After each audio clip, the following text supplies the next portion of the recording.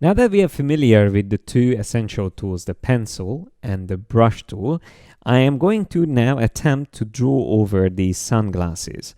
You have the same file, so you can practice with me, and make sure that you select the drawing layer when you do this, because that's the only available layer, the others are locked. We will learn later how to place in images into documents and paint over them or trace manually over them, but for now let's just stick to this example. I am going to use the paintbrush and set the stroke size to 0.25. That way I can draw much thinner lines. I will make sure that the keep selected and edit selected paths are both on. And I'm going to use intentionally a different color than the colors of the image in the background. So like this red one will work quite nicely. It will stand out. Now, where to start is completely up to you. I'm going to zoom closer so I can paint these lines nice and smoothly. And it's good to remember not to draw too close. So not to zoom too close, because that can also make it difficult to follow along the lines. You can see the way I draw is that I try to draw smaller sections, and whenever I feel like I need to improve some of my lines, I go back and redraw them. Like here as well, again, I'm not happy with that line, so I come back and redraw it. Don't waste too much time on sections like that. You can always come back later and refine it. So instead, I'm just going to carry on drawing further these parts. And all this is going to be one long section or one line. But when I get here, I'm intentionally going to finish my line going up, and I will also do the same thing here at the other end. You will see why I'm doing this. This is just a personal preference, but you will see what's the advantage in this later. Again, I'm just going to try to refine that section there, but I can also hold down the Alt key and draw over that part, which will give me the smooth tool. Now for the next line, I am going to concentrate on the top part of this section. So I will start a new line, and you can see I started it from the outside, and I try to draw in a very dynamic line instead of drawing small sections, and I just redraw parts that I'm not happy with. That's quite nice line work. Now we will obviously have to draw the inside as well, so I'm just going to draw over these parts here. And once again, I try to be more dynamic and not worrying about small details, because we can always refine them later. That looks good. Now this one needs to go further up like that, and then come down, something like that. Let's continue drawing around. That's all right.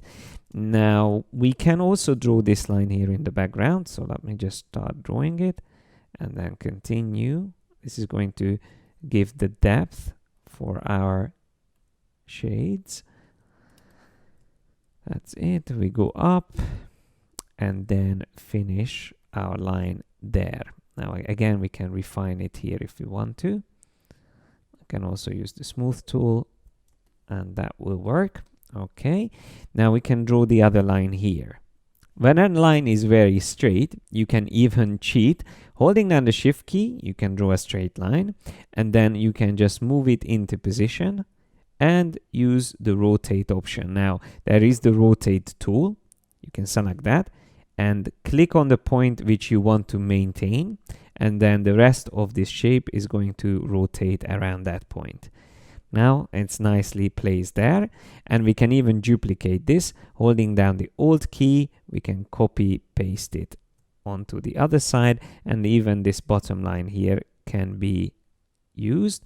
Maybe again using the rotate tool. By pressing R, you can very quickly switch to the rotate tool, select the point which you keep in the original position, and there's the line. Now you can switch back to the brush tool and continue drawing from that section that you created, and then you can finish the line the way you want.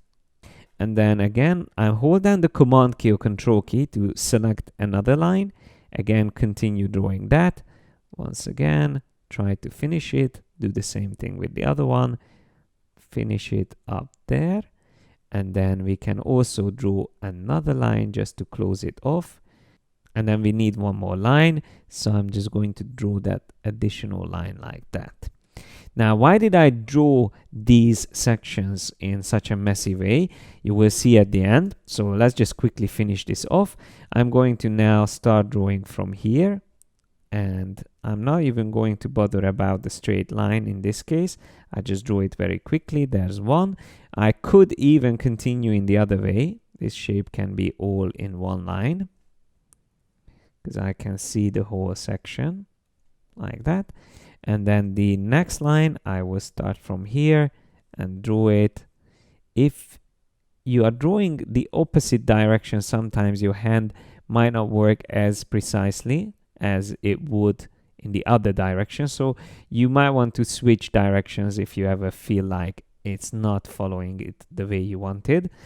And then once again, holding down the Alt key, I can refine that slightly. Now, let's have a look. So we have the majority of the lines in place already. Probably the messiest part is this here. So we might need to work a little bit more on that. But what I am going to do now is to use a feature that we used previously, the shape builder. But before I switch to that, make sure I select all the lines together. Then we can zoom a bit closer. And now comes the shape builder. Remember, that's Shift M if you want to quickly select it. And then hold down the Alt key. I can very quickly get rid of all those lines that I don't need. So these overlapping lines we won't need. We don't need that one. We don't need this one. And then we can go all the way up here. We won't need this line. We don't need these. You can even draw over the parts that you don't need. There's a little bit left there. That looks much better now.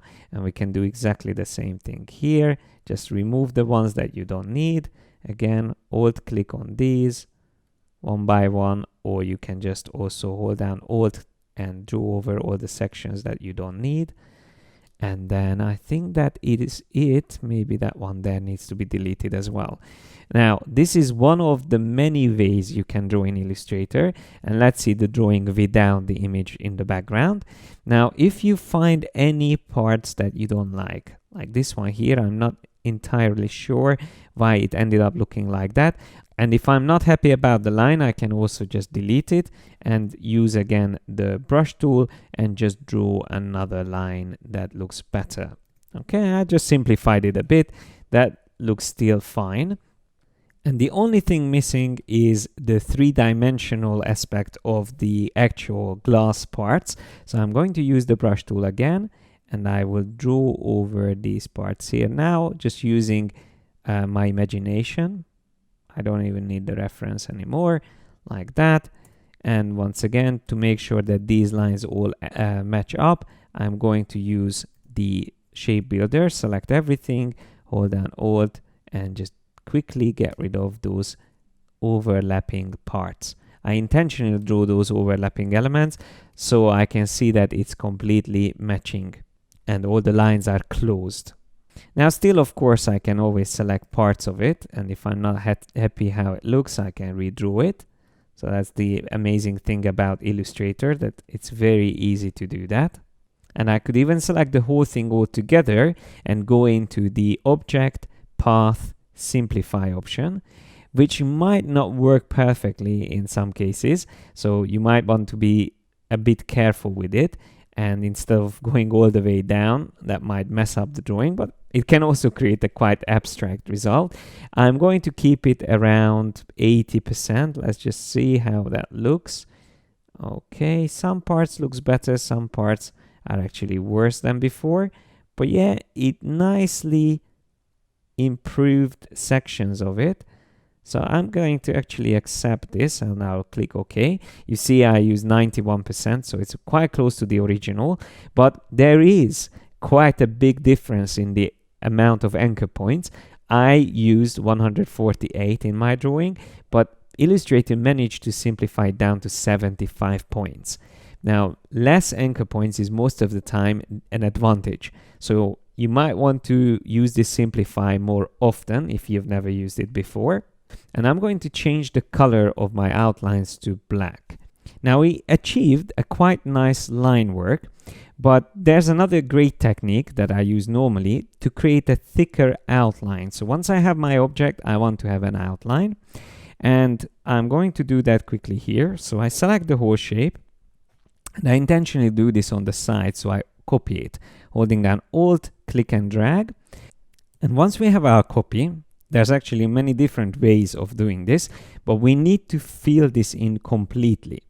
Now, I prefer to use this tool called Live Paint Bucket. So I'm going to select that. K is the shortcut. And you can use the arrows on the keyboard to switch between colors. I will intentionally use something different like a red color. And I'm going to zoom closer. And I am going to click in these sections. I can even just quickly click and drag over the sections, all of them, and paint everything red or whatever color you used. So that's completely filled in the shape that we created. Now that it's created, have it selected and then click on Expand here on the top, which turns these all into normal shapes. And then switch to the Shape Builder tool and paint over or join together the areas which you want to keep as the outlines. Now, avoid this central part here because that's going to be necessary to get the lines right. I'm going to paint over everything. And now that it's filled in, we can also assign an outline or stroke, and we can increase that stroke size, let's say up to something stronger like 3 points, and we can set it to align the stroke outside. Now we can even remove the fill color and just simply move this whole thing back here onto our original drawing, so align it to that. And apart from a couple of problems around here, it looks quite good already. Select this group that I just created, double click on it, and then zoom closer so I can use direct selection tool or the lasso tool and make a selection of that part there, delete all those points.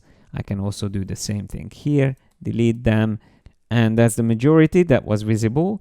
So now I can just double click again outside and we have a nice outline. So this is without the strong outline and this is with it. Now, of course, this outline can always be amended. So if I feel like it's too strong, I can reduce it a bit.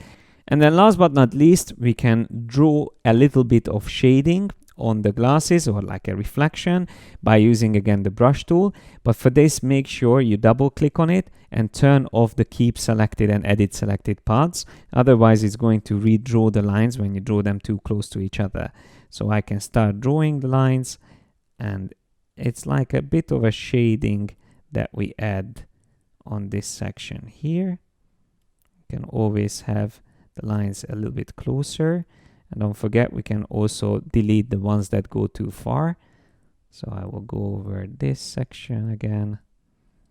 All I'm just trying to do is to keep the lines diagonal going the same direction, like that. And as I said, if there's anything that went too far, we can select all these lines together and use the Shape Builder tool to remove the overhanging parts. If I zoom out, you can see that the style is now very similar to the other illustrations. So don't forget to select the whole illustration, group it together, and then it will be easy to select it. So remember, press Command G or Control G to do that. Now I can also make it smaller or bigger. Just remember that for this you need the scale, strokes and effects option on. Otherwise the stroke size will be messed up if you don't use that. I'm just going to increase it up, maybe turn it around a bit, and there's the shades that we created. And it fits nicely in this collection, I think. At the end of this chapter, I'm going to give you more exercises where you can practice using the pencil and the brush tool and all these techniques that I went through in this video. But now it's time in the next video to look at some other special drawing tools.